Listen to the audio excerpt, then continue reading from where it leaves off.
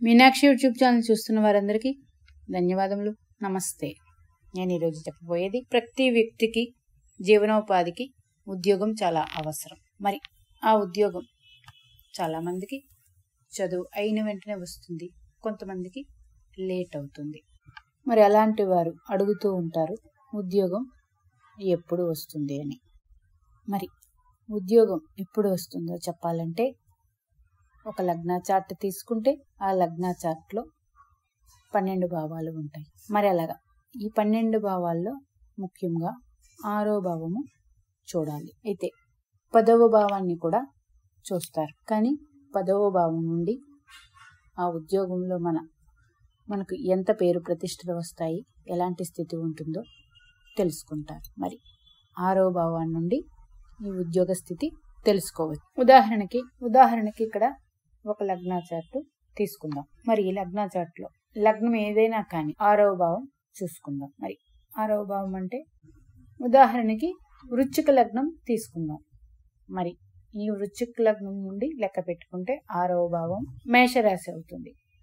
మరి ఈ మేషరాశి అధిపతి కుజుడు, అంటే కుజమహదశలో వస్తుందని అర్థం. ఈ కుజమహదశ మీ నక్షత్రం బట్టి వస్తుంది, అది చూసుకోవాలి. అలాగే ఈ 6వ అధిపతి ఏ భావంలో స్థితి పొంది ఉన్నాడో చూసుకోవాలి.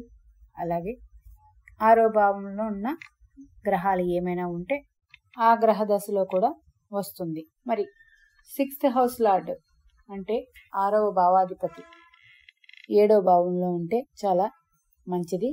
6th లార్డ్ 8th హౌస్లో ఉంటే ఇది కూడా మంచిదే. 8th హౌస్ సీక్రెట్స్కి సంబంధించింది. మరి ఇలా ఉంటే ఎక్కువ రీసెర్చర్స్గా, డాక్టర్స్గా, సర్జన్స్గా బాగా రాణిస్తారు. 6th హౌస్ లార్డ్ 9th హౌస్లో ఉంటే ఎడ్యుకేషనల్ సంబంధించినవి, అలాగే ఆలయాలకి సంబంధించిన ఉద్యోగాలు, అలాగే 6th హౌస్ లార్డ్ 10th హౌస్లో ఉంటే గవర్నమెంట్ జాబ్స్ వస్తాయి, అది పబ్లిక్ డ్యూటీస్. మరి 6th హౌస్ లార్డ్ 11th హౌస్లో ఉంటే మంచి లాభాలుగా గడిస్తారు. 6th హౌస్ లార్డ్ 12th హౌస్లో ఉంటే అవుట్ ఆఫ్ స్టేట్ లేదా అవుట్ ఆఫ్ కంట్రీస్లో ఉద్యోగం చేస్తారు. అలాగే హాస్పిటల్స్ అలాంటి వాటిల్లో ఉద్యోగం చేస్తారు. మరి 6th హౌస్ లార్డ్ 1st హౌస్లో ఉంటే మంచి పేరు ప్రతిష్టలు కలిగి మంచి ఉద్యోగం చేస్తారు. 6th హౌస్ లార్డ్ 2nd హౌస్లో ఉంటే మంచిగా ధన సంపాదన ఉంటుంది జాబ్ ద్వారా. 6th హౌస్ లార్డ్ 3rd హౌస్లో ఉంటే కమ్యూనికేషన్స్ రంగాల్లో, అలాగే విలేకరులుగా, పత్రికా విలేకరులుగా జాబ్ చేస్తారు. మరి 6th హౌస్ లార్డ్ 4th హౌస్లో ఉంటే ఉన్న ఊర్లోనే ఉద్యోగం చేస్తారు. లోకల్ గవర్నమెంట్, నగరపాలిత సంస్థల్లో పనిచేస్తారు. 6th హౌస్ లార్డ్ 5th హౌస్లో ఉంటే మంచి క్రియేటివిటీ రంగాల్లో పనిచేస్తారు. మరి 6th హౌస్ లార్డ్ 6th హౌస్లోనే ఉంటే లాయర్స్, డాక్టర్స్, మినిస్ట్రీ సర్వీసెస్లో పనిచేస్తారు.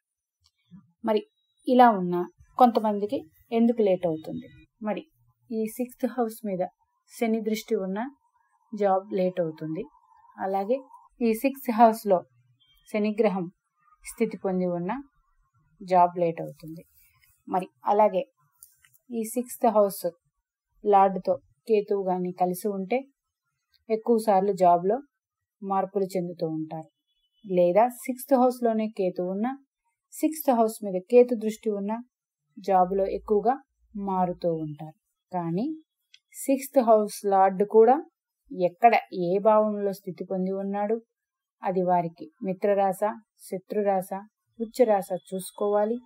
అలాగే 6th హౌస్ లార్డ్ మీద ఈ గ్రహ దృష్టిలు అంటే శని, కేతువు దృష్టిలు కలిగి ఉంటే కొంచెం జాబ్ ఇబ్బందికరంగా ఉండి లేదా చాలా లేట్ అయ్యి వస్తుంది. మరి 6th హౌస్ లార్డ్ దశ వచ్చినప్పుడు లేదా గోచార రీత్యా కూడా ఆ దశ ఆ నెలల్లో నడుస్తూ ఉన్నా లేదా అంతర్దశల్లో ఉన్న జాబ్ వస్తుంది.